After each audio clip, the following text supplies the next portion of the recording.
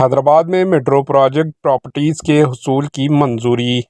پرانے شہر حیدرآباد میں دوسرے مرحلے کی میٹرو ریل کے کاموں کے لیے پراپرٹیز کو حاصل کرنے کے لیے ایک اور قدم اٹھایا گیا۔ کلکٹر نے MGBS سے چندرائن گٹا تک 7.5 کلومیٹر میٹرو لائن کے لیے درکار پراپرٹیز کے حصول کو منظوری دے دی۔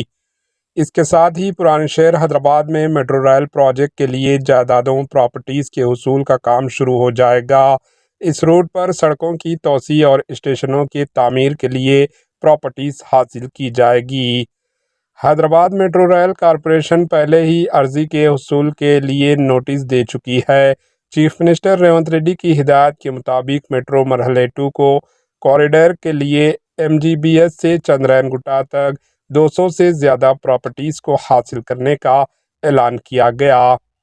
ہفتہ 16 نومبر 2024 کو ضلع کلکٹر انودیپ شیٹی نے جائیدادوں پراپرٹیز کو حاصل کرنے کے لیے اعلان کو منظوری دے دی۔ کلکٹر نے کہا کہ میٹرو ریل کا کام جنوری 2025 میں شروع ہوگا۔ Bureau report AHN news.